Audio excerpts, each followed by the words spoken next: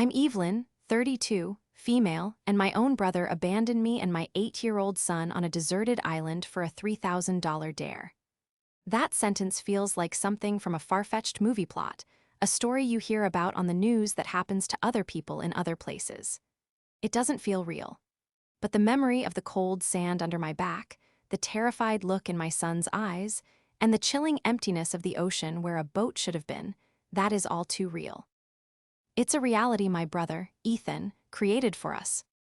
My son, Leo, is the center of my universe. He has his father's bright, curious eyes and my penchant for asking a million questions. At 8 years old, he is a whirlwind of energy, Lego creations, and endless facts about dinosaurs.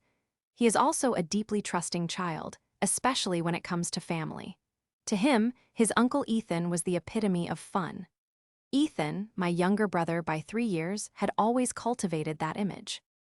He was the cool uncle, the one who didn't enforce bedtimes, who always had a new, slightly too old for him video game to show off, and who spoke to Leo not as a child, but as a co-conspirator in adventure. I see now that he treated everyone that way, like a potential audience for his own life's chaotic sitcom. To understand how we ended up on that island, you have to understand Ethan. Our parents would call him a free spirit. I, an architect who plans every detail of my life down to the millimeter, would call him pathologically irresponsible. Since we were children, Ethan has moved through life in a bubble of consequence-free living, a bubble carefully maintained by our enabling parents. He was the charming, creative one. I was the serious, dependable one. Our roles were set early and never seemed to evolve. While I was studying for exams, Ethan was learning guitar riffs. While I was building a career and saving for a home, Ethan was finding himself through a series of failed bands, questionable jobs, and cross-country trips funded by the bank of mom and dad. His selfishness wasn't always malicious. Often, it was just a complete and utter lack of awareness that other people's feelings or possessions had any real value. There were countless examples, small and large, that paved the road to that island. The one that still stings happened about 5 years ago. I had saved up for months to buy a high-end camera. I loved photography, the art of capturing a moment, of framing the world just so. It was my creative outlet, a counterpoint to the rigid lines and angles of my profession. Ethan knew how much it meant to me. He asked to borrow it for a weekend music festival, promising to be super, super careful.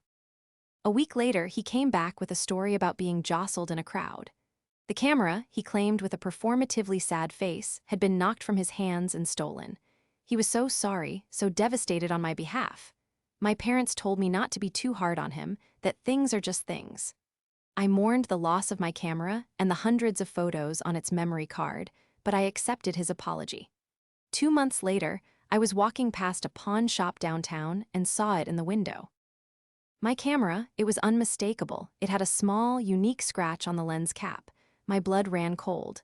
The shop owner confirmed it. A young man matching Ethan's description had sold it the day after the festival. When I confronted Ethan, he didn't even have the grace to look ashamed. "Look, Ev, I needed the cash for tickets and some merch," he said with a shrug. "I was going to buy it back, you just found it before I could." He never bought it back. I had to, and my parents. They gave me the money to buy back my own camera, then gave Ethan a lecture that had all the impact of a gentle breeze. That was Ethan with things. With more serious matters, he was just as reckless. A few years before that, he borrowed our dad's prized vintage car. Dad had spent a decade restoring it. Ethan took it without asking, picking up his friend Rick, the same Rick who would later play a starring role in my nightmare, for a joyride. He ended up sideswiping a row of mailboxes, leaving a long, ugly gash down the passenger side. He hid the car for a week, lying to our frantic parents before the truth finally came out. His excuse was that he wanted to impress a girl. The consequence was a month of being grounded, which, for a 22-year-old living at home, meant very little. My father was heartbroken, more by the lie than the damage, but forgiveness came swiftly, as it always did. So, when Ethan called me 2 weeks ago, his voice bubbling with an uncharacteristic level of generosity, my guard was already up. "Ev, hey, I have the most amazing idea. he began, his words tumbling over each other. I borrowed a buddy's boat for the weekend. I want to take you and Leo out on the water. A real adventure trip. My immediate thought was, what do you want, Ethan? A boat trip, I said, my voice flat. Where did you get a boat? It's my friend's, he's out of town, said I could use it. It's totally legit, he assured me. I found this awesome little island, a total secret spot. We can pack a picnic, go exploring. Leo would love it, a special adventure for him and his favorite uncle. He had me there. Leo adored him. My son had been going through a tough time at school, feeling a bit left out, and the idea of a special day just for him was tempting. I pictured Leo's face, lit up with excitement at the prospect of a real boat and a secret island. A part of me, the part that always held out a sliver of hope for my brother, wanted to believe this was a genuine gesture. Maybe he was finally growing up. Maybe he wanted to do something nice, something selfless for his nephew. I don't know, Ethan, I hesitated. I have a lot of work to catch up on this weekend. Come on, Evelyn, he pleaded, his voice taking on a wheedling tone I knew all too well. It's one day, for Leo, think of the memories, it's going to be perfect. Sunny, calm seas, the whole deal, I'll handle everything. All you have to do is show up with the kid. Against my better judgment, against every instinct honed by years of his carelessness, I felt myself wavering. It was for Leo. And what was the worst that could happen? He'd be late. He'd forget the sandwiches. These were the stakes I was used to when dealing with Ethan. I had no frame of reference for the malice that was actually motivating him. Okay, I said with a sigh. Okay, we'll go, but you have to be responsible, Ethan. This is my son. His safety is the only thing that matters. Of course, you have my word, he said, his voice dripping with sincerity. You won't regret this, Ev. It's going to be the best day ever. The memory of those words now feels like a physical weight in my chest. He was right. I wouldn't regret it. Regret is too small a word for the chasm of betrayal he opened up. I would be fundamentally, irrevocably changed by it. My belief in the good of my own family, in the bond I thought we shared, was about to be left shattered on a strip of sand, all for the price of a cheap dare. The morning of the trip, our apartment was buzzing with an energy that felt foreign for a Saturday. Leah was up before the sun, his dinosaur pajamas a blur as he raced from his room to the kitchen. Is it time? Is Uncle Ethan here yet? Did you pack the triple-decker sandwiches I wanted? I smiled, my heart squeezing at his pure, unadulterated joy. This was why I'd said yes, for this exact moment. He'll be here soon, sweetie. And yes, the triple-deckers are packed. I ruffled his hair, my own lingering anxieties melting away in the warmth of his excitement. I had decided to be optimistic. I would put my reservations aside and embrace the day for my son. Ethan arrived precisely on time, a minor miracle that I took as a positive sign. He was dressed in a captain's hat that was clearly a joke, but he wore it with a swagger that made Leo giggle. Ahoy, adventurers, he boomed, sweeping Leo up into a one-armed hug. You ready to find some treasure, Captain Leo? Yeah, Leo shouted, his voice muffled by Ethan's shoulder. See, Ev, told you this was a good idea, Ethan said, winking at me over Leo's head. His smile was wide and I thought at the time genuine. Looking back, I see the manic, performative edge to it, the over-the-top enthusiasm of a man playing a part. We drove down to a small marina I'd never been to before. The boat was, well, it was a boat. A little older, a little more weathered than I'd pictured, with faded blue paint and a name, the Wanderer, peeling on the stern. She's not the prettiest, but she's got it where it counts, Ethan said, slapping the hull affectionately as if he'd known the vessel his whole life. He loaded our cooler and bags with a competence that again surprised me. He seemed to know what he was doing, untying ropes and starting the engine with a confident roar. The journey out on the water was beautiful. The sun was warm, the sky was a brilliant, cloudless blue, and a gentle breeze kept the July heat at bay. Leo stood at the bow with Ethan, his face tilted into the spray, shrieking with delight every time the boat bounced over a wave. I sat in the back, the camera I'd brought, a newer, less expensive model than the one Ethan had pawned, in my lap. I took pictures of my son, his hair whipped back by the wind, his expression one of pure bliss. I took pictures of my brother, who for all intents and purposes looked like a loving uncle making his nephew's dream come true. For a couple of hours, my cynicism vanished. We were just a family, enjoying a perfect summer day. The island, when it came into view, was exactly as Ethan had described it: small, remote, and idyllic.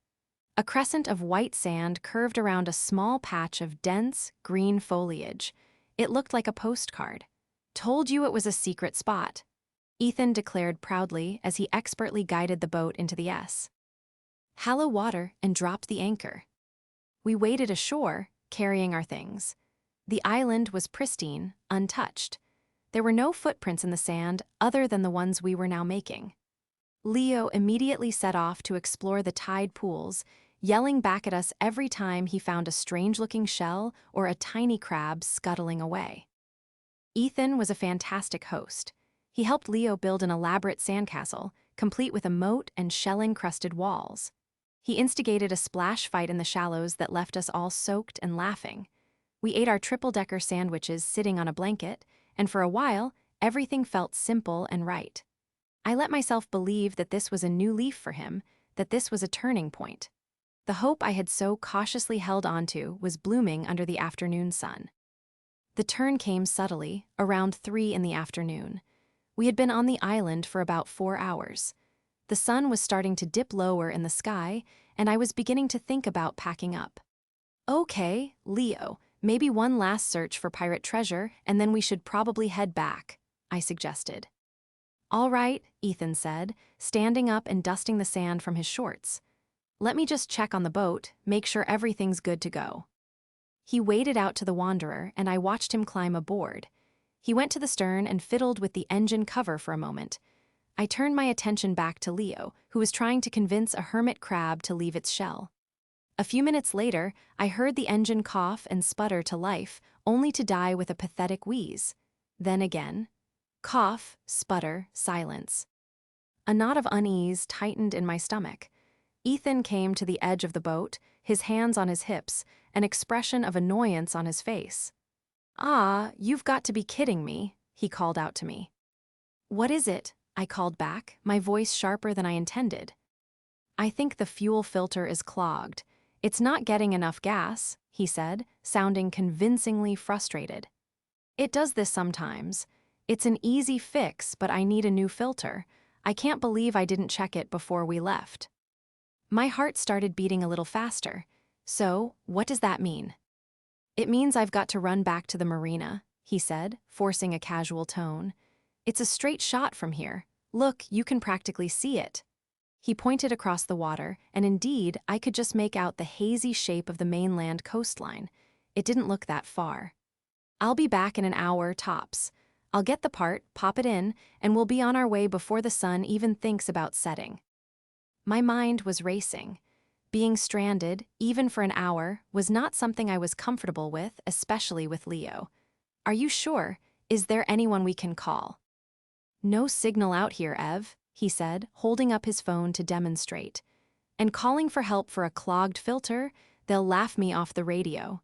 Seriously, it's fine. You guys hang out here. You've got water and snacks in the cooler. Just think of it as extending the adventure. I promise 1 hour." He sounded so reasonable. His frustration seemed so real. What choice did I have? I wasn't a mechanic. I didn't know the first thing about boat engines. I was reliant on his expertise, or what he presented as expertise. Arguing would just upset Leo, who was now looking from Ethan to me with a worried expression. "Okay," I said, my voice tight. "Okay, Ethan, 1 hour, you promise?" "I promise, cross my heart," he said, making the gesture dramatically. He pulled up the anchor, and with the last bit of momentum the engine had, he managed to get the boat turned around and sputtering slowly away from the island. "Be back before you know it," he yelled over his shoulder. I stood at the water's edge, holding Leo's hand in mine. We watched the boat, our temporary lifeline, chug away. We watched it get smaller and smaller, a dwindling speck of white against the vast blue of the ocean. I waved, and Leo waved beside me. I saw Ethan raise a hand in a final, jaunty farewell, and then he was just a dot. And then he was gone. The silence that descended on the island was sudden and absolute, broken only by the gentle lapping of waves on the shore. The sun felt a little less warm. The breeze felt a little colder. I looked down at my son and then back out at the empty horizon, a cold, terrible feeling starting to seep into the pit of my stomach. The adventure was over. The waiting had begun. The first hour passed with a strained sense of normalcy. I was determined not to let my unease transfer to Leo. An hour was nothing. It was the length of a TV show. It was the time it took to bake a cake. We would be fine. "Well, looks like we get the island all to ourselves for a little longer," I said, forcing a bright smile. "What should we do with our bonus time?" "Can we build another castle?" Leo asked, his earlier worry seemingly forgot. "A bigger one, with a shark-proof wall." "A shark-proof wall is an excellent idea." I agreed, grateful for the distraction. We set to work, piling wet sand, digging a new moat. I threw myself into the task with a frantic energy, focusing on the texture of the sand, the placement of each shell, anything to keep my mind from drifting out to sea. I kept my back to the ocean, as if not looking for the boat would make it appear faster. But my ears were straining, listening for the low thrum of an engine over the rhythmic sigh of the waves. Every cry of a gull made my head snap up. Every distant glint of light on the water made my heart leap, only to sink again when it resolved into nothing. As the sandcastle grew, so did the knot in my stomach. I started glancing at my watch, at first casually, then with increasing frequency. 40 minutes. 50. 55. At the 1-hour mark, I stood up and shielded my eyes, scanning the horizon. Nothing, just an endless, empty expanse of blue. "He probably just hit some traffic on the way to the store," I said, more to myself than to Leo. Or maybe there was a line to buy the part. I was creating a script of plausible delays, a narrative of normalcy to cling to. The second hour began its slow, agonizing crawl. The sun, which had been our friendly companion all day, was now a celestial clock, its descent marking the passage of my brother's broken promise. The shadows of the scrubby trees on the island grew longer, stretching like dark fingers across the sand. The air grew cooler. I couldn't focus on the castle anymore. I suggested a walk along the beach, an activity with a purpose, to see if the other side of the island offered a better vantage point. We walked hand in hand along the crescent of sand. The island was smaller than I thought. It took only 15 minutes to circle it entirely. There was no other side, no hidden cove, no sign of any other human life. There was only us, the sand, the trees, and the vast, indifferent ocean. "Is Uncle Ethan lost?" Leo asked, his small voice cutting through the sound of the waves. His trust was beginning to fray at the edges. "No, sweetie, of course not," I lied, my voice tight. "His boat is just being extra stubborn. He'll be here." But my words sounded hollow even to my own ears. Ethan knew this area. He had a GPS on his phone. Even if the boat had truly broken down, he could have called for help from the marina. He would have called me. My phone, as he well knew, had no service, but his would have worked the moment he got closer to shore. A text, a call to our parents to let them know the situation, he would have done something. The silence wasn't just a lack of communication, it was a choice. As the clock on my phone ticked past 5 o'clock, then 6, the script of plausible delays crumbled into dust. The logical part of my brain, the architect's mind that assesses structure and integrity, was now coldly analyzing the facts. The convenient breakdown, the promise of a quick return, the deceptively close shoreline, the total, absolute silence. The structure of his story was unsound. It was designed to fail. The sun began its final, dramatic plunge toward the horizon. The sky exploded into brilliant shades of orange, pink, and purple, a breathtaking sunset that on any other day I would have stopped to admire. Tonight, it was a terrifying spectacle. It was the curtain falling on my hope. It was the signal that we were not just delayed, we were stranded. We were facing a night on this island. Alone. My breath hitched. Panic, cold and sharp, clawed its way up my throat. I looked at Leo, his face turned up towards me, his eyes wide with the question I could no longer answer. And in that moment, the full, monstrous weight of the truth crashed down on me. Ethan wasn't lost. His boat hadn't broken down. He wasn't coming back. He had left us here. The thought was so grotesque, so contrary to any law of family or human decency, that my mind physically recoiled from it. My own brother, Ethan, the goofy, irresponsible, but ultimately harmless younger brother I had grown up with, he wouldn't. But the evidence was all around me, the encroaching darkness, the chilling wind picking up off the water, the profound, terrifying silence where an engine's roar should be. He had played with his nephew. He had laughed with his sister. He had promised. And then he had turned his boat around and abandoned us in the middle of the ocean. A wave of nausea washed over me. I stumbled back and sat down hard on the sand, the beautiful, treacherous sand. My mind flashed back to all his other betrayals, the camera, the car, 100 smaller lies and letdowns. I had always categorized them as simple selfishness, a lack of maturity. I had never ever considered that he was capable of this level of calculated cruelty. This wasn't just thoughtless. This was deliberate. This was an act of profound violence. "Mommy, I'm cold," Leah whispered, his voice trembling. He came and huddled against my side, and the feel of his small, shivering body jolted me out of my spiraling horror. The panic didn't vanish, but something else rose to meet it, a fierce, primal surge of maternal resolve. I could fall apart later. I could scream and rage at the empty ocean later. Right now, I had an 8-year-old boy who was cold, scared, and looking to me for safety. My terror had to take a backseat to his survival. I wrapped my arms around him, pulling him into my lap and rubbing his back to warm him. "I know, sweetie. It's okay," I said, my voice shaking only slightly. "Looks like we're going to have an unexpected campout tonight. It'll be an adventure." Leo looked up at me, his eyes searching mine for the truth. "An adventure." "The biggest adventure," I said, forcing a conviction I did not feel. "First rule of camping, find a good shelter." The sun slipped below the horizon, plunging the world into a deep twilight blue. The beautiful island was gone, replaced by a dark, menacing silhouette. My brother wasn't coming back.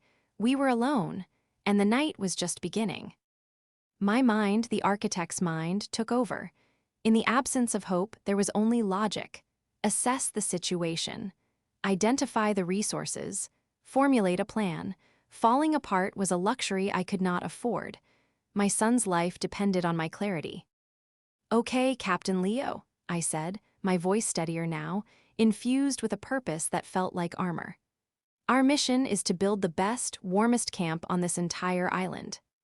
Leo, ever ready for a mission, nodded, though his bottom lip still trembled slightly. "Okay, Mommy." Our resources were pitifully scarce.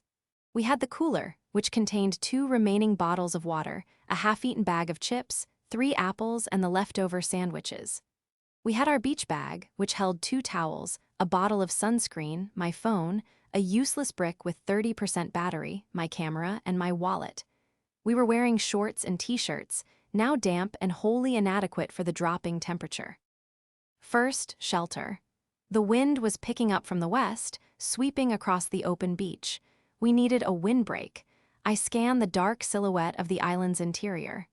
The dense patch of trees and bushes we had seen earlier was our best bet. "This way," I said, taking Leo's hand and pulling him toward the foliage. The transition from open sand to dense undergrowth was stark. The air was stiller here, the sound of the waves muffled. It was darker, too, the last vestiges of twilight struggling to penetrate the canopy of leaves. We stumbled through prickly bushes and over unseen roots. After a few minutes, I found what I was looking for, a small, natural alcove formed by a cluster of thick, low-growing shrubs and the base of a gnarled, windswept tree. It wasn't a cave, but it offered protection on 3 sides. "This is it," I declared, "base camp." I laid one of our towels on the sandy ground to create a barrier from the cold. The other, I knew, we would need as a blanket. I rationed out our first meal of this new reality. We would each have half a sandwich and a few sips of water. I made a show of treating it like a special campout dinner. You can't have a proper campout without a campout dinner, I said cheerfully. Leo ate his portion quickly, his hunger overriding his fear for a few moments. I barely tasted mine, my throat tight with anxiety, but I forced myself to eat. I needed my strength. As true darkness fell, the island transformed. The familiar, friendly place was gone, replaced by a world of strange sounds and menacing shadows. Every rustle in the bushes was a wild animal. Every nocturnal bird call was a shriek of warning. My imagination, usually a tool for creation and design, was now a torture chamber, constructing every possible worst-case scenario. Dehydration, starvation, injury, and the overarching, unbearable question, why?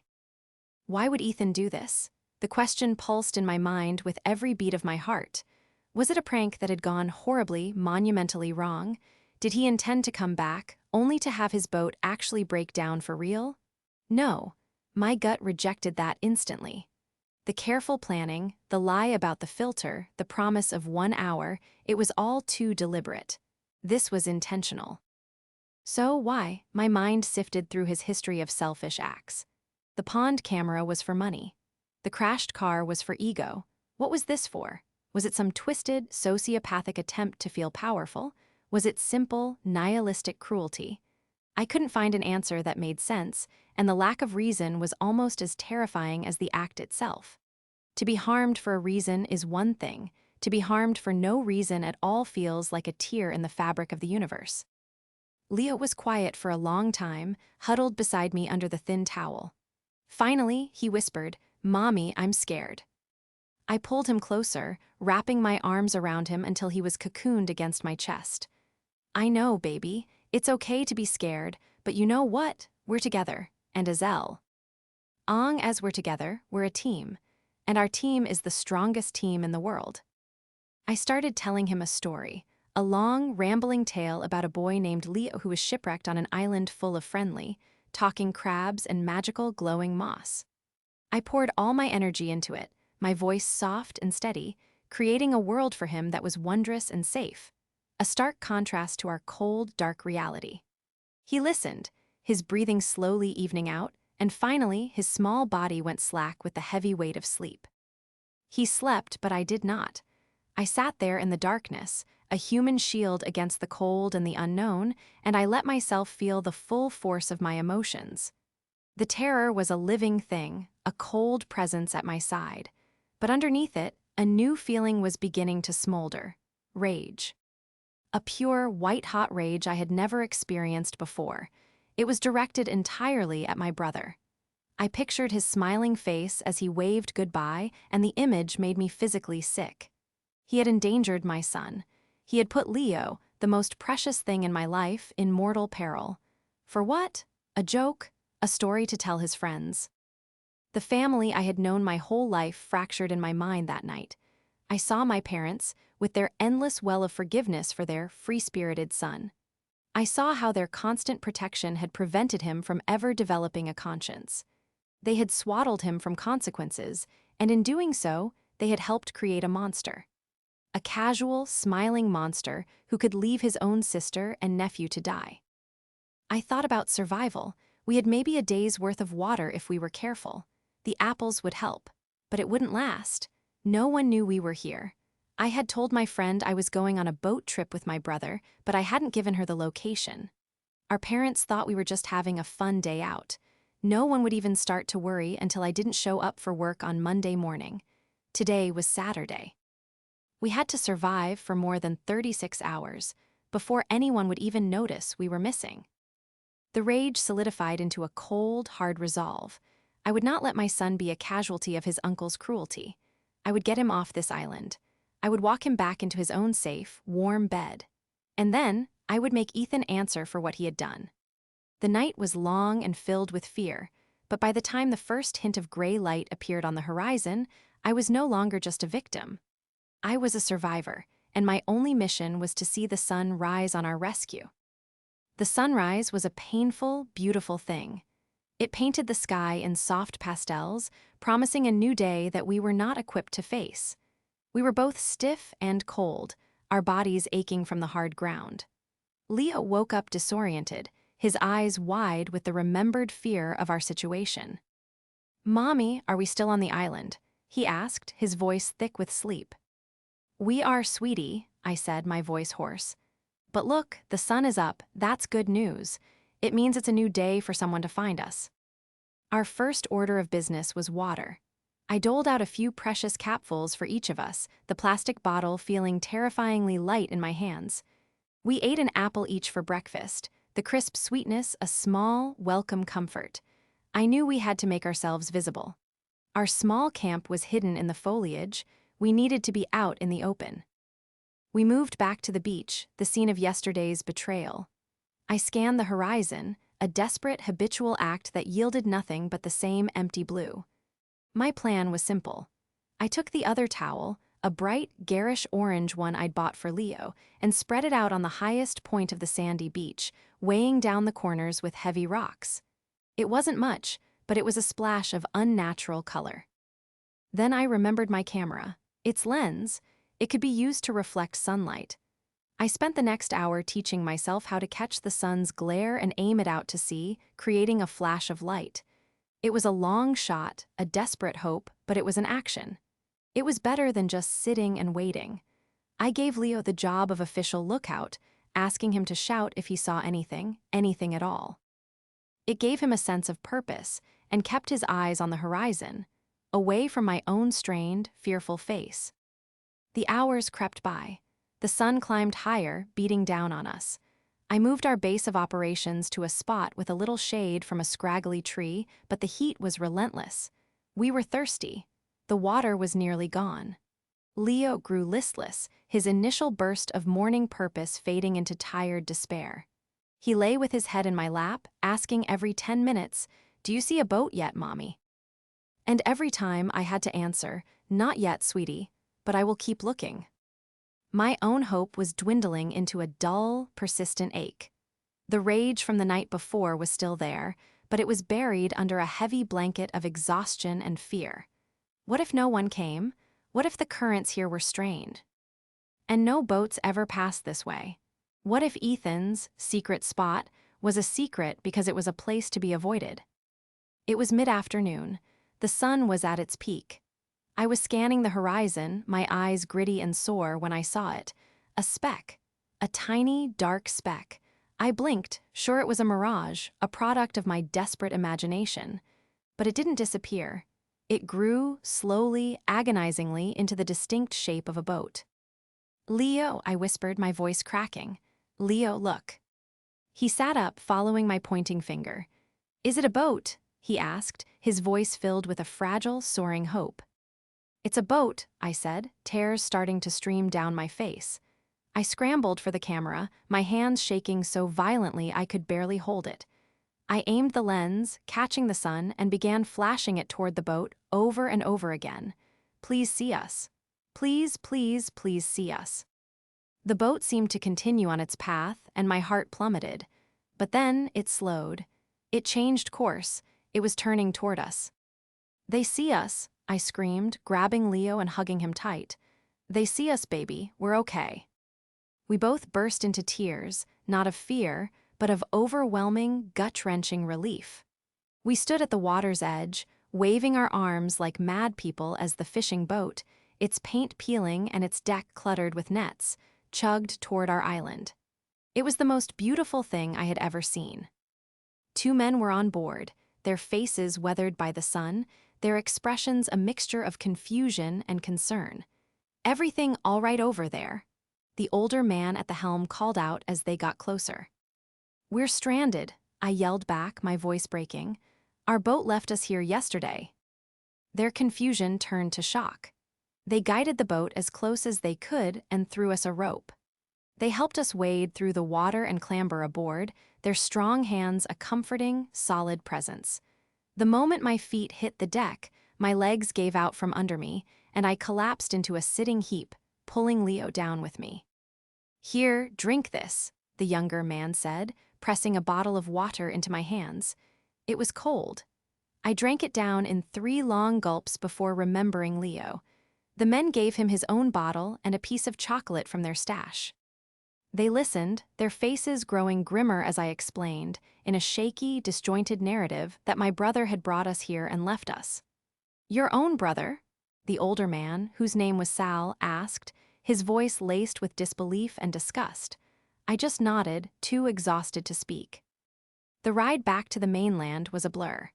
I was wrapped in a thick wool blanket that smelled of salt and diesel, with Leo curled up asleep against my side. The relief was so profound it was physically painful. But as the familiar shapes of the marina came into view, the relief began to be replaced by something else. Cold, hard anger. My survival mission was over. My mission for justice was about to begin. Sal and his partner, Miguel, were incredibly kind. They insisted on driving us from the small fishing port to the main town. I tried to pay them, but Sal just waved his hand. "Don't you worry about that. Just take care of your boy." During the car ride, my mind raced. Who do I call first? Not my parents. I couldn't face their inevitable disbelief and excuses for Ethan yet. I called my best friend, Sarah, my voice still trembling as I told her a condensed version of the story. She was horrified, her string of questions and furious exclamations a comforting validation of my own feelings. She promised to meet me at my apartment. Then I did something else. I opened my social media, something I hadn't looked at in 2 days, and there it was. A picture posted just 3 hours ago. It was on the page of Ethan's friend, Rick. A group of people at a backyard pool party holding up red plastic cups. In the center of the photo, grinning from ear to ear, was my brother, Ethan. He had his arms slung around Rick, who was holding up a thick wad of cash with a triumphant sneer. The caption read, "Easiest $3 I ever made. My boy Ethan is a legend. #dare man of his sword prank gonna right." The screen swam before my eyes. Prank gone right, $3,000, a dare. It wasn't malice for malice's sake. It wasn't a sociopathic whim. It was for money, for a cheap, pathetic dare from his worthless friend. He had sold our lives, our safety, the trust of his 8-year-old nephew for $3,000. The last remnants of my shock and grief burned away, leaving behind an anger so pure and so cold it felt like ice in my veins. I looked at the address tagged in the photo. I knew the place. It was 10 minutes from my apartment. "Sal," I said, my voice dangerously quiet, "can you make one more stop for me?" Sarah was waiting on my doorstep when we pulled up. The moment she saw me and Leo, her face crumpled with a mixture of relief and fury. She hugged me so tightly I thought my ribs would crack, her anger on my behalf. A tangible force. "Leave Leo with me," she said, her voice firm. "Go, do what you have to do, I've got him." I knelt in front of my son. He was exhausted and overwhelmed, but safe. "I have to go talk to Uncle Ethan, sweetie," I said softly. "Sarah's going to stay with you. We'll order pizza, and you can watch whatever you want, okay?" He just nodded, clinging to my hand. "Are you going to be mad at him?" I looked into his innocent eyes, and my heart broke all over again. "Yes, baby," I said, the words feeling like stone in my mouth. "I am." I left my son in the safest hands I knew and got back in the car with Sal, who had insisted on waiting. I gave him Rick's address. The 10-minute drive felt like an eternity. I sat in silence, my hands clenched into fists in my lap. I was no longer the scared, crying woman they had rescued from the island. The fear had been burned out of me, cauterized by the image of Ethan smiling with that wad of cash. What was left was something hard and unbreakable. We pulled up a block away from Rick's house. I could hear the thumping bass of the music from here. "Are you sure about this, ma'am?" Sal asked, his kind face etched with worry. "I'm sure," I said, my voice devoid of any emotion. "Thank you for everything, for saving us." "You just call if you need anything," he said, handing me a slip of paper with his number on it. I walked down the block, my steps steady and deliberate. The sound of laughter and splashing grew louder. I walked through the open side gate and into the backyard. The scene was a visceral gut punch. It was a perfect summer party, a tableau of carefree fun that was a grotesque mockery of what I had just endured. About 20 people were gathered around a sparkling blue pool. They were laughing, drinking, living in a world that had not been touched by genuine fear or consequence. And then I saw him, Ethan. He was standing by a barbecue grill, a bottle in one hand, gesturing with a half-eaten burger in the other. He was telling a story, and the people around him were roaring with laughter. Rick was beside him, clapping him on the back. They looked proud, triumphant. I started walking toward him. My appearance was a record scratch in their perfect afternoon. I was still wearing the clothes I'd been stranded in, sandy, rumpled, and stained.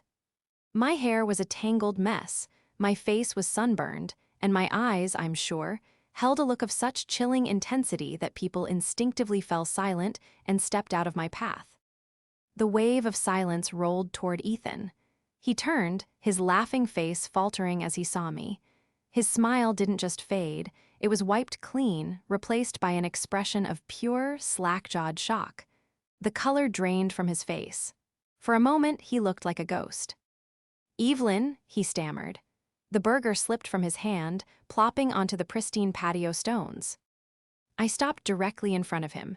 The entire party was now silent, all eyes on us. "Hello, Ethan," I said, my voice as cold and flat as a stone. He stared at me, his mind clearly struggling to process my presence. He looked from me to Rick, a frantic, panicked expression on his face. Rick, for his part, just folded his arms, a smug, challenging smirk playing on his lips. "What are you doing here?" Ethan finally managed to get out. "How did you?" "How did I get here?" I repeated, my voice dangerously low. A better question is why I had to be gotten at all. I was rescued, Ethan, me and my 8-year-old son, rescued by fishermen who were horrified to find us abandoned on an island. A murmur went through the small crowd. Ethan flinched as if I'd slapped him. "Abandoned? No, Ev, it wasn't the boat, it broke down for real. I was on my way to get help, I swear," he lied, his voice high and reedy. It was a pathetic, desperate attempt to salvage the situation. I let out a short, sharp laugh devoid of any humor. "The boat broke down? That's your story.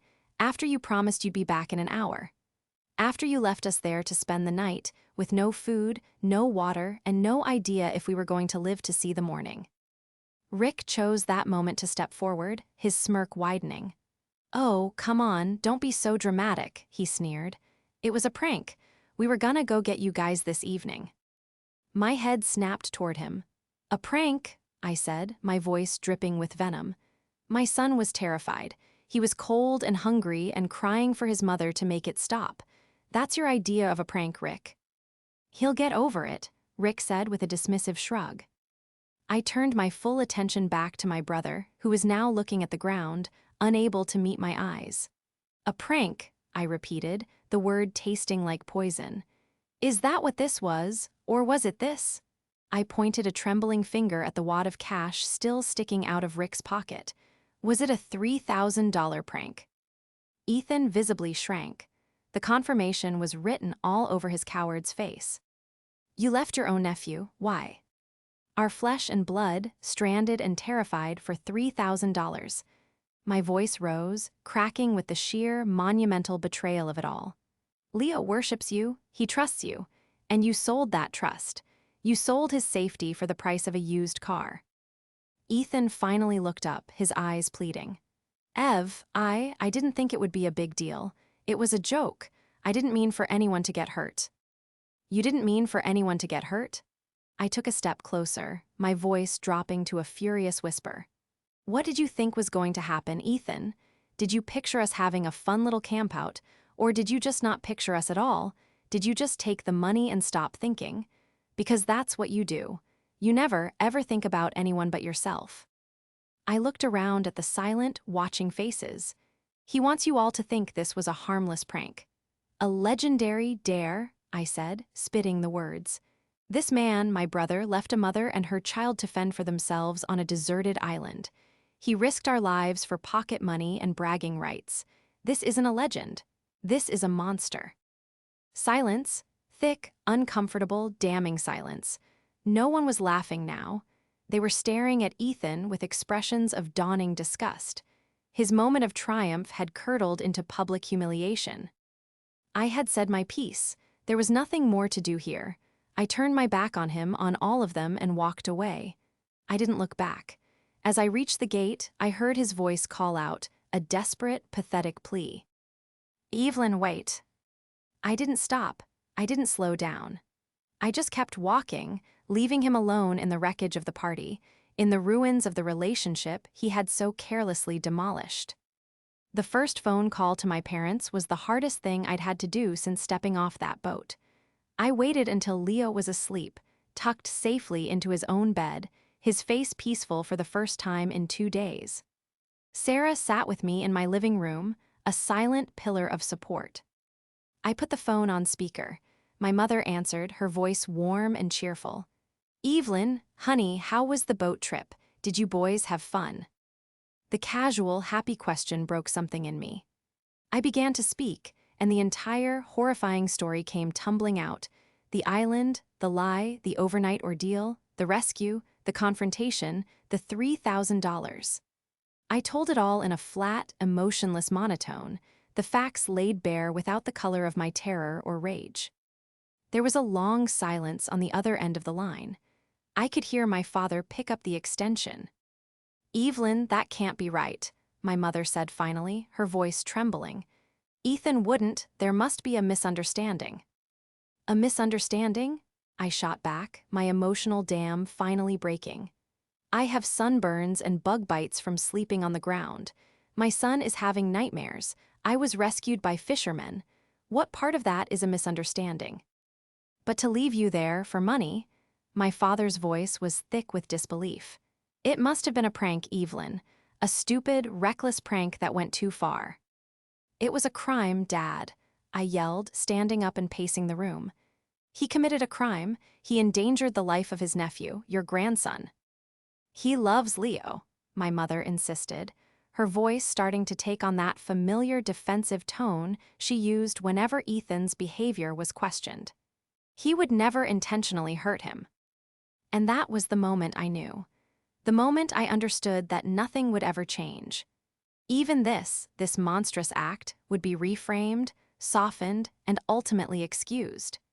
They would find a way to make it a story about their foolish boy who made a mistake, not a story about a grown man who made a cruel and deliberate choice. "I am done," I said, my voice dropping to a cold, hard whisper.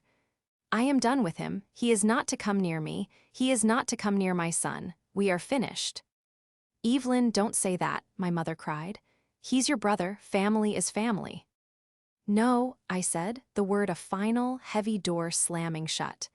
"Family doesn't abandon family on an island. He made his choice. Now I'm making mine.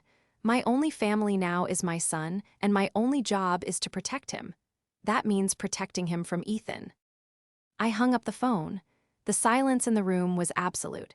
I stood there, shaking, not from fear, but from the sheer, liberating force of my decision. The toxic, tangled knot of obligation and forced forgiveness that had defined my relationship with my brother, and, to some extent, my parents, had been severed. It was painful, but it was a clean cut. The weeks that followed were difficult. My parents called repeatedly, begging me to talk to Ethan, to work things out. They told me he was devastated, that he was sorry. I refused. His sorrow was irrelevant to me. The damage was done, and sorry couldn't fix it. It couldn't erase the memory of my son shivering in my arms in the dark. I spoke to a lawyer, who confirmed that what Ethan did constituted reckless endangerment, among other things. I didn't press charges. Sending him to jail felt like it would only enmesh me further in his drama. My freedom from him was more valuable than his punishment. Instead, I had the lawyer draft a formal letter, a cease and desist, demanding he stay away from me and Leo. It was a legal line drawn in the sand. Explaining it to Leo was the most delicate part. I told him that his uncle had done something very wrong, something that was not safe, and because of that, we couldn't see him anymore. I told him it wasn't his fault, that he was loved, and that my most important job was to keep him safe. He cried, mourning the loss of his fun uncle, and I held him, mourning the loss of a brother I realized I never really had. It has been 3 months now. Life has found a new, quieter rhythm. The strain with my parents is still there. They see my boundary as a punishment, while I see it as a necessity. We speak, but the conversations are stilted, the elephant of their excused son always in the room. I hope one day they will understand, but I am not holding my breath. I am healing. Leo is healing. The nightmares have faded, replaced by talk of soccer practice and new Lego sets. But the scar remains. It's a permanent reminder that trust, once shattered, can never be perfectly pieced back together. I look at my son, and I know I did the right thing. I chose my child over a toxic idea of family. I chose safety over obligation. My brother sold our lives for $3,000. In the end, I bought my son's future peace of mind by cutting him out of it. And that is a price I would pay over and over again. For those of you reading this who might be trapped in a cycle of forgiving toxic family members, I want you to know this. Sometimes, the most loving thing you can do for your family, the real family you've built, is to protect it from the family you were born into. Drawing a line in the sand doesn't make you cruel, it makes you a guardian. And for that, you never have to apologize.